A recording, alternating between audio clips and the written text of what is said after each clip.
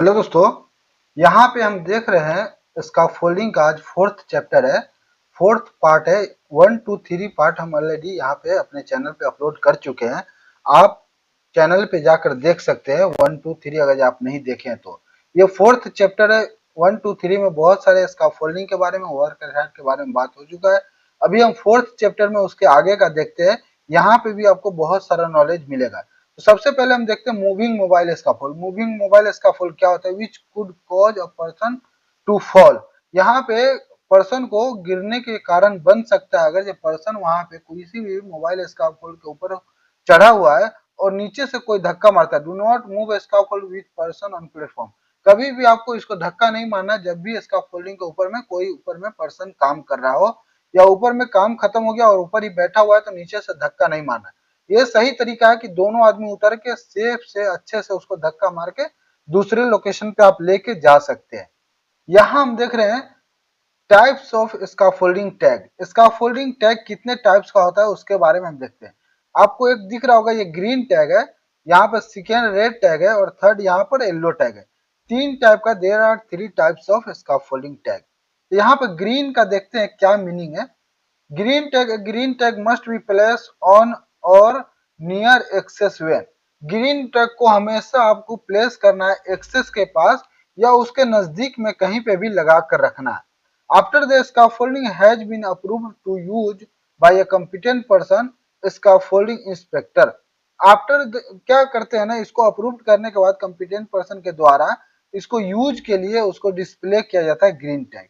Green tag remains on the scaffold and it would be used for inspection and record.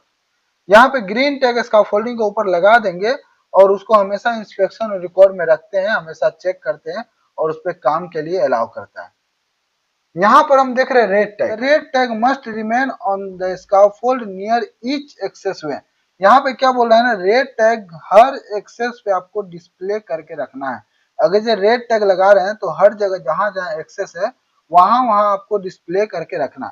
while the scaffolding is under construction, जब भी scaffolding under construction में means scaffolding अभी erect हो रहा है तो वहां पर आपको रेड टैग डिस्प्ले करके रखना है। while the scaffolding is under repair और modification, जब भी हम स्कैफोल्डिंग का रिपेयर करेंगे या मॉडिफिकेशन करेंगे, उसमें कुछ चेंजिंग करेंगे, तब भी आपको क्या करना है, रेड टैग वहां पे डिस्प्ले करना है। when a scaffold is incomplete, जब स्कैफोल्डिंग हम बनाते रहते हैं और वो पूरा कंप्लीट नहीं होता अच्छी तरीके से, फिर हम स्कैफोल्डिंग पे रेड टैग लगाकर डिस्प्ले करके छोड़ देते हैं कि ये स्कैफोल्डिंग यूज के लिए नहीं है। यहाँ पे हम देख रहे हैं at all time until the scaffolding has been inspected and approved for use officially. यहाँ पे क्या बोला है ना, हमेशा के लिए वहां पे रेड टैग लगा के रखेंगे जब तक उस स्कैफोल्डिंग का इंस्पेक्शन नहीं हो जाता है और अप्रूव्ड नहीं हो जाता है यूज के लिए, तब तक वहां पे रेड टैग लगा के उस स्कैफोल्डिंग पे हम उसको छोड़ेंगे रेड टैग। यहाँ हम देख रहे हैं yellow tag. A yellow tag must B highlighted on और नियर एक्सेस।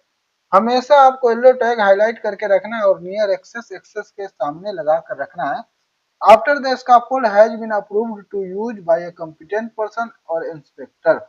यहाँ पे क्या बोला है ना, जब अप्रूव्ड हो जाए कॉम्पिटेंट पर्सन के यूज के लिए और कॉम्पिटेंट पर्सन उसको जब अप्रूव्ड कर दे, while yellow tag on a scaffold, full body harness must be used for work at height। जब यहाँ पर देख रहे हैं, जब आप स्कैफोल्डिंग पे येलो टैग आप देखेंगे, जब येलो टैग इंस्पेक्टर लगाएगा स्कैफोल्डिंग पे, तो इसका मीनिंग है कि आपको फुल बॉडी हार्नेस 100% आपको पहन कर ही स्कैफोल्डिंग के ऊपर जाना है। तो ये 3 टाइप्स का टैग है और इसका अलग अलग इस्तेमाल करने का तरीका है। यहाँ पे हम कुछ रिस्पॉन्सिबिलिटी देखते हैं। Scaffolding erector responsibility. स्कैफोल्डिंग बनाने वाला का क्या रिस्पॉन्सिबिलिटी होता है जब इरेक्शन करता है स्कैफोल्डिंग का उस टाइम में? Shall ensure compliance with current site scaffold design, erection and dismantling practice and procedure. वो इंश्योर करेगा और कंप्लायंस करेगा कि स्कैफोल्डिंग डिजाइन के हिसाब से बनाए जा रहे हैं और इरेक्शन एंड डिसमेंटलिंग का जो प्रैक्टिस और प्रोसीजर है उसको वो अच्छे से फॉलो करेगा। To ensure his own safety and his fellow safety. उसको इंश्योर करना है अपना खुद के सेफ्टी के लिए और उसके साथ में जो भी काम कर रहा है उसके सेफ्टी का भी ख्याल रखना है।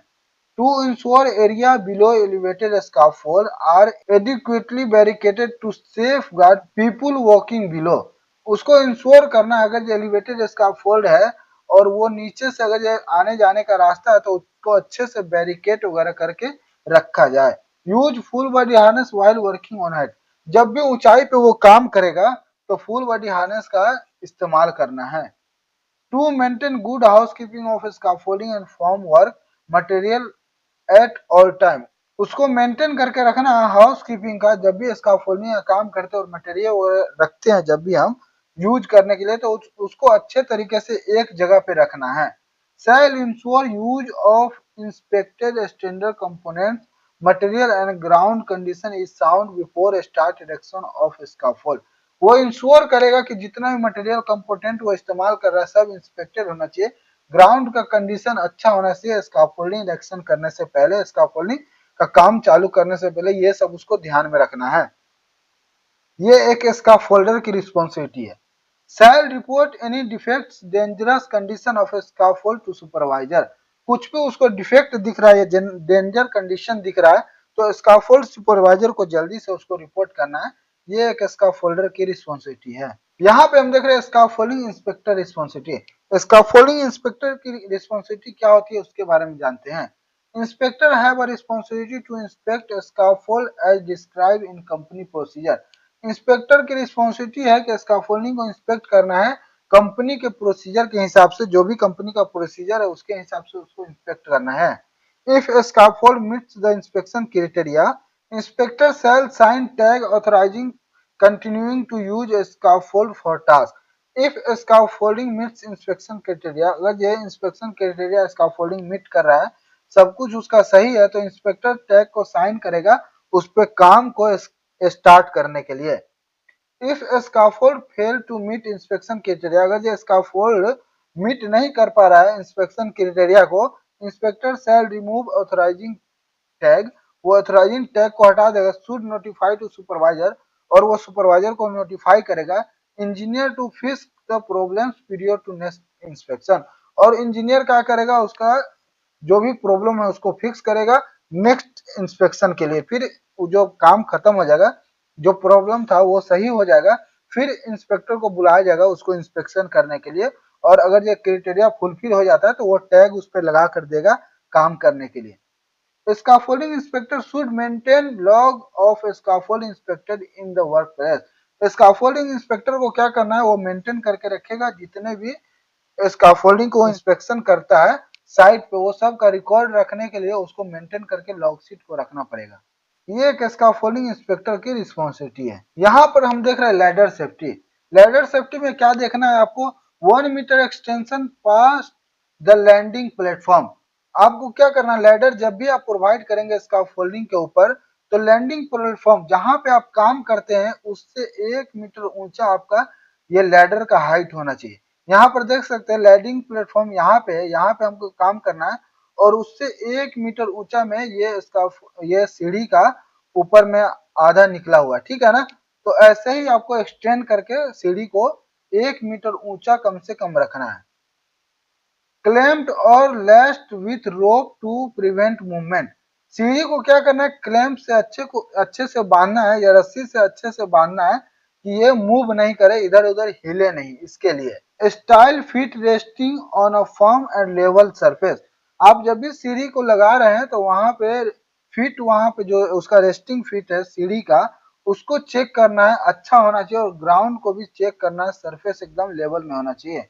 लैडर सेट एट 4:1, आपको लैडर को सेट करना है 4:1 पे। अगर जो 4 मीटर का लैडर है तो आपको 1 मीटर इस पाइप से यहाँ पर जो दिख रहा है इससे 1 मीटर बाहर करके आपको लगाना है कि वो 4:1 का 75 डिग्री एंगल पे लैडर को फिट करे। तो ये लैडर सेफ्टी के बारे में कुछ पॉइंट है। यहाँ पर हम देख रहे हैं ladder safety requirements. Inspection of ladder all time before use, जब भी हम लैडर का इस्तेमाल करेंगे तो उसका इंस्पेक्शन करना बहुत जरूरी है। May be use for light task of low risk and short duration, यहाँ पे बोल रहा है कि मे बी लाइट टास्क के लिए या लो रिस्क के लिए शॉर्ट ड्यूरेशन को जब भी हम इस्तेमाल करें in conjunction with safety harness और access and egress to a work platform, तो वहां पे क्या करना है ना, आपको सेफ्टी हार्नेस का भी इस्तेमाल करना है लैडर के ऊपर। Ladder should be on firm surface must be secure with rope clamps. Ladder क्या है ना, फर्म सरफेस पे होना चाहिए, एकदम लेवल में होना चाहिए, और वो सिक्योर होना चाहिए, बंधा होना चाहिए रोप से, रस्सी से, नहीं तो क्लैम्प से। 1 person to climb at ladder 1 time. कभी भी लैडर के ऊपर एक ही पर्सन ऊपर जा सकता है या नीचे आ सकता है, एक साथ उस पे 2 आदमी काम नहीं कर सकता है। Maintain 3 point contact. जब भी आप सीढ़ी के ऊपर नीचे करते हैं तो आपको 3 पॉइंट कॉन्टेक्ट करना है। 1 हैंड होल्डिंग ऑन द रंग और ऑफ लैडर। यहाँ पे बोल रहा है एक हाथ आप जब भी रंग और लैडर पे रखेंगे तो यहाँ पर 2 पैर इस पे होना चाहिए, feet on the rungs on off ladder. यहाँ पे लैडर के रंग्स पे पैर आपका दोनों होना चाहिए। तो यहाँ पे 3 पॉइंट कॉन्टेक्ट हमेशा आपको बना कर रखना है। Ladder should be free from oil Greece sleeping agents.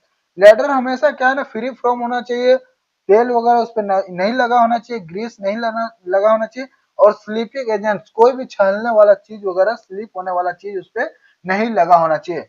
Both hand should be free while climbing at ladder. जब भी आप लैडर पे ऊपर चढ़ते हैं तो दोनों हाथ आपका फ्री होना चाहिए, तो लैडर पे चढ़ेंगे। ये लैडर पे सेफ्टी रिक्वायरमेंट्स कुछ फॉलो करने के लिए पॉइंट है।